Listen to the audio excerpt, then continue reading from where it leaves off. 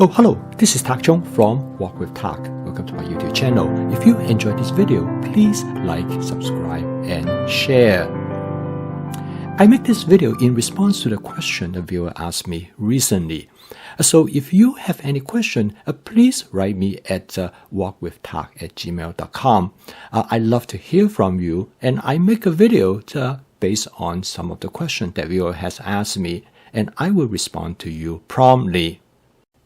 Recently, a viewer wrote me and she told me that she was at an Easter party and they have an egg which the host calls soy sauce egg, and she never had it before and she really enjoyed it. She asked me, do I know about soy sauce egg?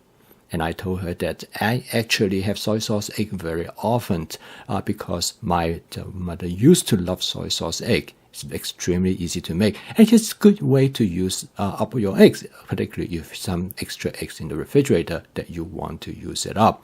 It makes a wonderful snack, and in fact, you find soy sauce egg a lot of time with ramen noodles. Now in here, I want to show you how to actually do a hard-boiled egg, which is the beginning of a soy sauce egg. Now it turned out, as I have mentioned before, the wok is a very versatile cooking utensil.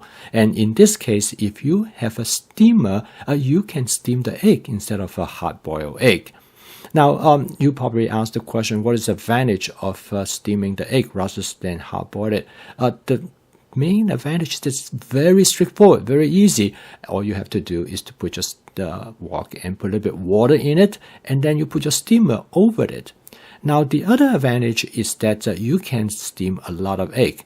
I have a 12-inch steamer, and as you can see here, I can easily fit a couple dozens of eggs. And because of this, the steamer is very versatile.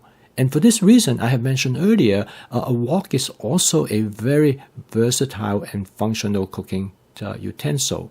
And the stainless steel wok is even more versatile because you can easily boil water in it without having to worry about getting rusted, as in the case if you use a carbon steel wok. And that's why I always encourage people, if you want a wok to do many different things, I would definitely get a stainless steel wok. And in this case, I use a Cuisinart 14-inch stainless steel wok, which is my everyday wok. Steaming the egg is very simple. All you have to do is to make sure that you have enough water in the bottom of the wok, but you don't need to have a lot of water. And at the same time, you also do not need to turn the heat too high. In fact, all you need to do is to have the water slightly simmer, and that will do the job.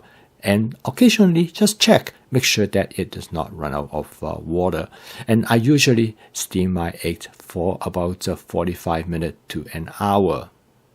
And for those of you who have made hard-boiled egg before, you probably know that when you finish boiling the egg, peeling the egg actually is probably one of the most challenging thing, because quite often the eggshell will stick to the egg, and that causes the egg to rip.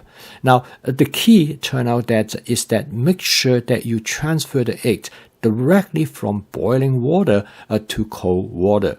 And this, I would call it a cold shock. Actually, it's really important to make sure that the eggshell will separate from the egg itself. In here is a demonstration that I took the egg just a few at a time, put it in a bowl of cold water. So in this way, I make sure that the water is very cold, and I run some running cold water also at the same time. As you can see here, the egg peels extremely easily, and this is really the secret. Before, I did not understand how this would make the big difference. I always end up ruining my egg. And in this case, as you can see, the egg comes off the shell very, very easy. I used to make my hard-boiled egg in boiling water in a large container, and I discovered that it actually takes a lot of water to boil some eggs, and sometimes I have a limitation. I usually cannot boil more than a dozen eggs at a time.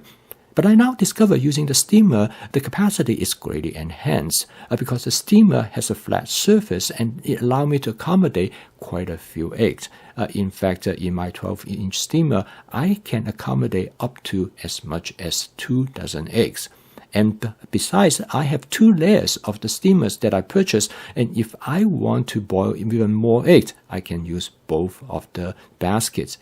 And in this case, I can boil up to 4 dozens of eggs. I don't think I will ever have this need. I do not find any difference in making hard-boiled eggs by boiling them in water or steam them in a steam basket, and they do not taste any difference to me. And making the soy sauce egg is nothing more than soaking the eggs in soy sauce. And the key is that how did you make the soy sauce to soak the egg? The soy sauce that you used cannot be used directly for the egg because it will be too salty. So you need to dilute the soy sauce with water, and usually the dilution that I use is 1 part of soy sauce to about 1.5 part to 2 parts of water. Now it all depends on how salty you want the soy sauce egg to be. If you like it to be more salty, then you can use more soy sauce. Now the soy sauce can be used repeatedly, and you can store it in the refrigerator and use it over and over again. And here is a demonstration that I use the old soy sauce that I sieve out some of the debris that from the previous time when I make the soy sauce egg. The soy sauce that I use in this case is I use a Kikkoman soy sauce. Now there are many different types of soy sauce that you can use, but it is important that for you to test it out because different soy sauce has different saltiness. Some are more salty than the others. And I find the Kikkoman soy sauce is probably the best one to use. It is kind of the medium soy sauce. It's not too salty, not too dark, but you can choose many different types of soy sauce to use, and you can also mix different kind of soy sauce.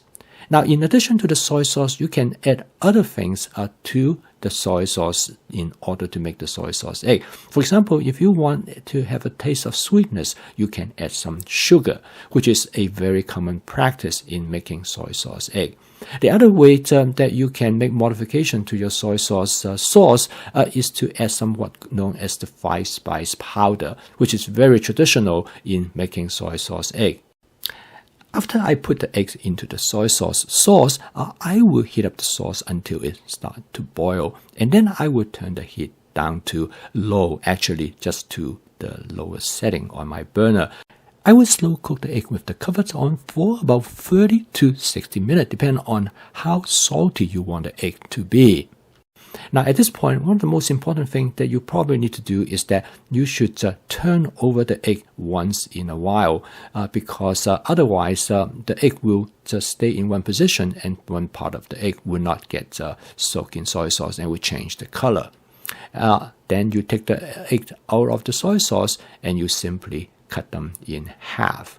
I will store them in the refrigerator and they will keep for quite some time, usually up to about 2 weeks, and you can use it as a snack, or you can use it to go with any meal that you eat with. It goes very well with ramen noodles.